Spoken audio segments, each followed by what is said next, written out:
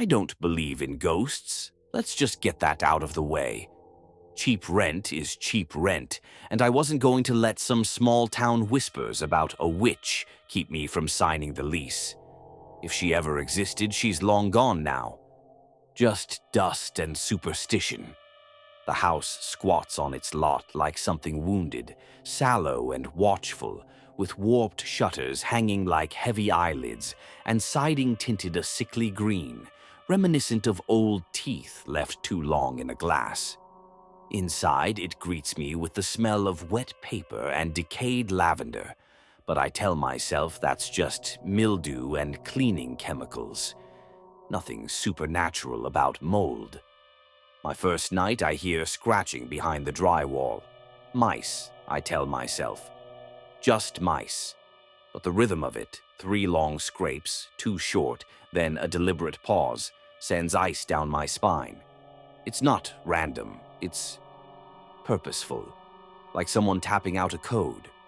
I laugh it off, the sound hollow in the empty rooms. Still, I drag a chair across the floor and wedge it under my bedroom doorknob before crawling into bed. Not sure why. Habit, maybe. Or instinct. That night, I dream of someone standing in the hallway, just beyond the reach of the bathroom light. A tall silhouette, motionless, patient.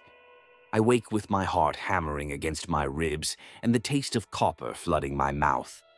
I tell myself it's stress. Just the stress of moving. Nothing more. I get lost in my own house.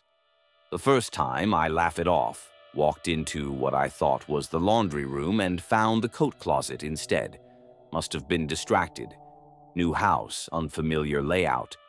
But it happens again and again. Doors lead to the wrong places. The kitchen window looks out over the driveway one morning and into the dense woods the next. The hallway stretches longer after sunset, the walls seeming to exhale and expand in the dark. I try to draw a map, a simple one, nothing fancy.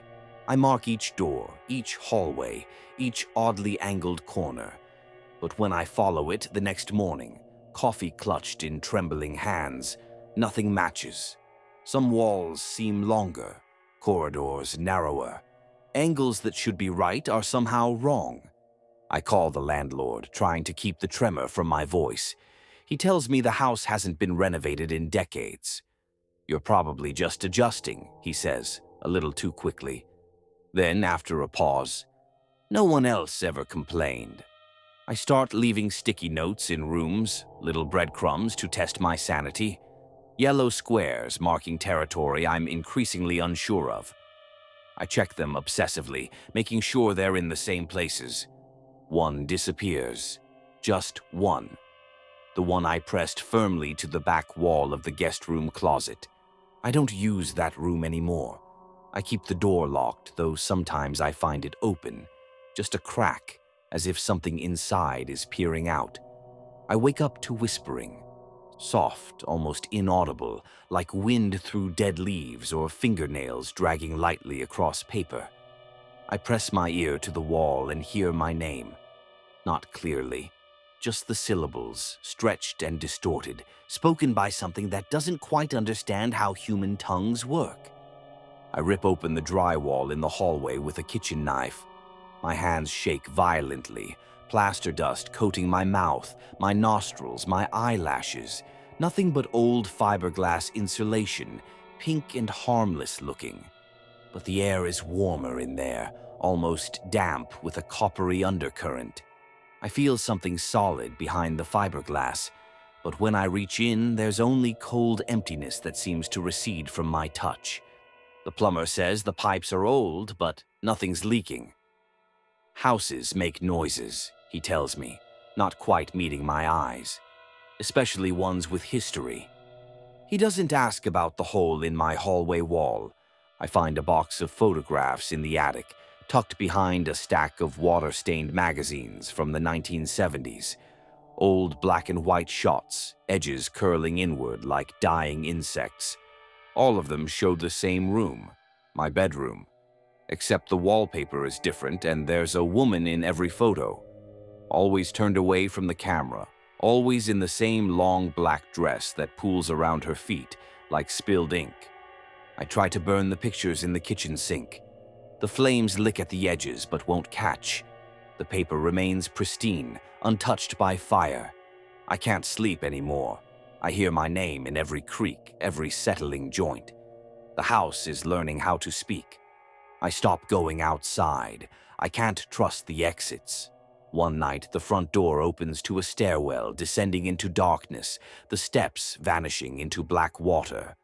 I blink and it's gone, replaced by the familiar view of my overgrown front yard. I don't remember what I look like. The mirrors in this house reflect wrong, lagging behind my movements like a bad video call. Sometimes they show me smiling when I'm not.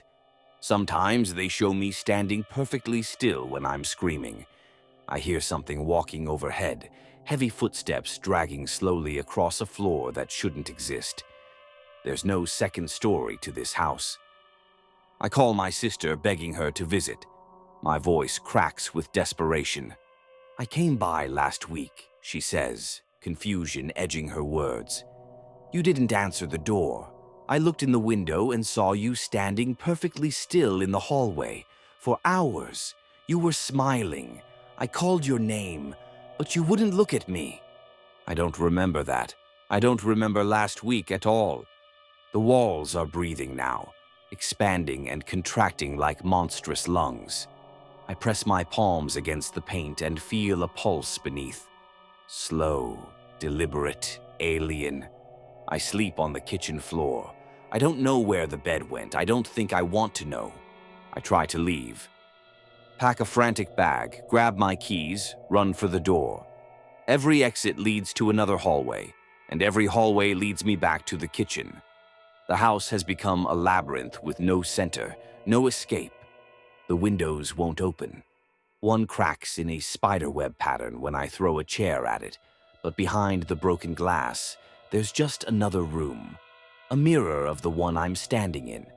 My reflection moves differently on the other side, mouth stretched in a silent scream, eyes pleading.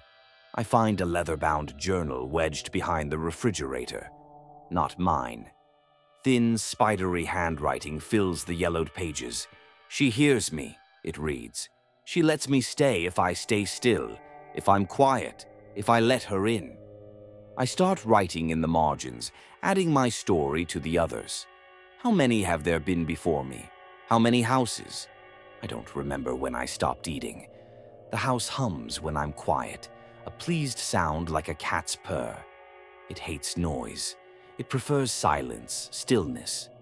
There's something in the walls, not rats, bigger, slower, more deliberate, something that knows I'm listening.